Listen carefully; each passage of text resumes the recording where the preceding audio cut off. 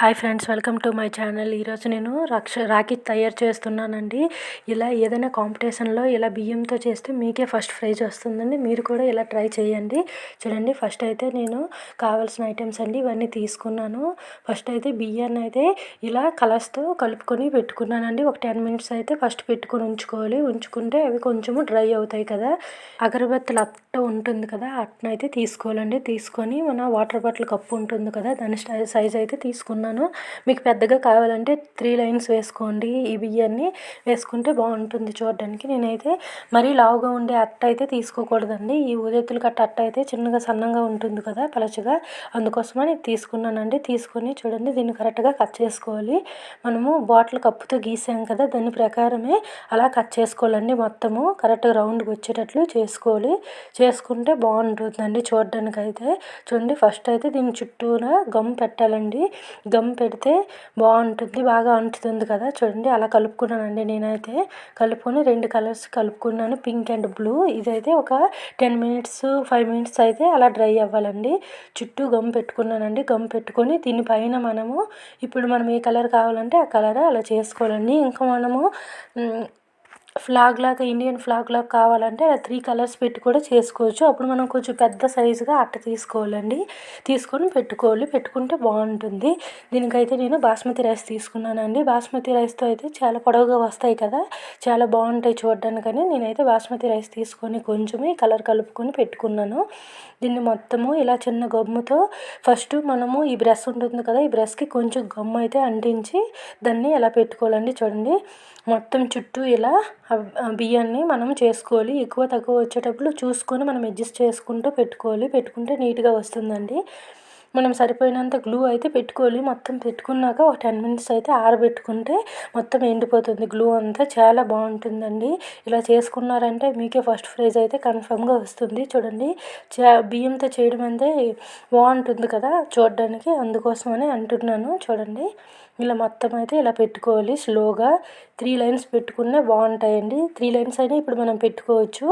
కొంచెం పెద్ద సైజు తీసుకున్నామంటే 3 లైన్స్ పెట్టుకోవడానికి బాగుంటాయి. చూడండి, చాలా బాగా వస్తుందండి, అందంగా ఉంటుంది. చూడండి, ఫినిష్ చేసేటప్పుడు మాత్రం అడ్జస్ట్ చేసుకొని ఇక్కడ మధ్యలో గ్యాప్ ఉంచకూడదండి. మనము బియ్యం పెట్టేటప్పుడు మధ్యలో గ్యాప్ లేకుండా పెట్టుకుంటే నీట్గా ఉంటుంది. చూడండి, చుట్టూ అలా పెట్టుకోవాలి. పెట్టుకొని కొంచెం గ్యాప్తో మళ్ళీ మనమైతే గమ్ పెట్టుకోవాలండి. చూడండి, ఇలా మొత్తము పెట్టుకొని దానిపైన మనము ఇంకా పింక్ కలర్ అయితే వేయాలి. చూడండి, పింక్ కలర్ అయితే ఒక్కొక్కటి పెడుతున్నాను. ఇవైతే మనం కరెక్ట్గా అడ్జస్ట్ చేసుకోవాలండి. అడ్జస్ట్ చేసుకుంటే బాగుంటుంది. కొంచెము గమ్ పైనుండి ఇప్పుడు మనం బ్లూ కలర్ పెట్టాం కదా, బ్లూ కలర్ పైనకి ఈ బియ్యం ఉంటే బాగుంటాయండి చూడడానికి. చూడండి, ఇలా కొంచెం గమ్ పెట్టుకుంటే చాలా నీట్గా వస్తుంది. చూడడానికి అయితే బాగుంటుంది. చూడండి, ఇలా మొత్తము అయితే వేసుకోవాలి. లైన్ మొత్తము ఇలా వేసుకుంటే బాగుంటుంది. కొంచెం ఎక్కువగా గమ్ తీసుకోవాలండి, తీసుకుంటే బాగుంటుంది. గ్లూ తక్కువైందంటే ఊడిపోతాయి కదా, అందుకోసమని ఎక్కువ గ్లూని పెట్టుకోవాలండి. చూడండి, ఇలా మొత్తము వేసుకోవాలి.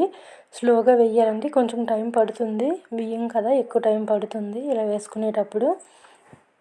చూడండి, ఇలా మొత్తము వేసుకోవాలి. ఇవి వేసేటప్పుడు మనమే తక్కువ ఎక్కువ ఉండకుండా కరెక్ట్గా వేసుకోవాలండి లైను. అప్పుడే మనకి నీట్గా వస్తుంది. ఒకటి కిందకి ఒకటి పైకి అయిపోయాయంటే చూడడానికి ఇంకా బాగుండదు. చూడండి, అన్నీ సమానంగా వచ్చేటట్లుగా మనము ఆ బ్లూ దాని పైకి వచ్చేటట్లుగా మనం అడ్జస్ట్ చేసుకోవచ్చండి.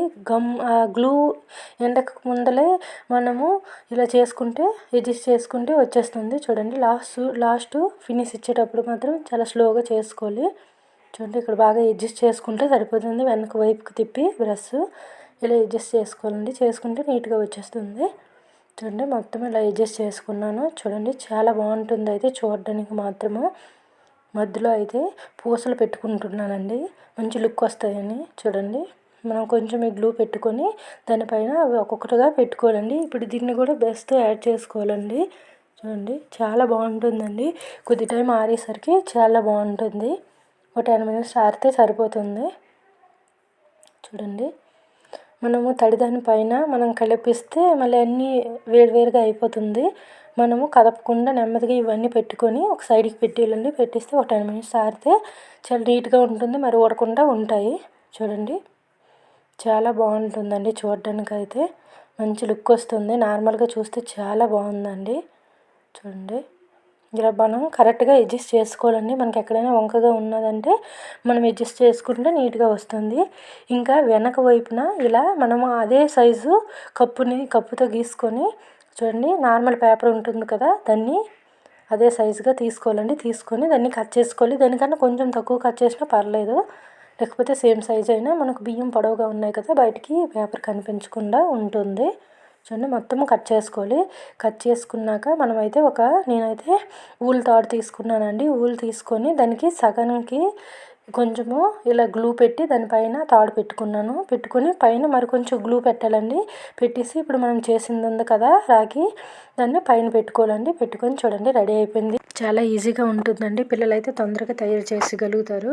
చూడండి, మా వీడియో మీకు నచ్చినట్లయితే సబ్స్క్రైబ్ చేయండి, లైక్ చేయండి. Okay friends, bye.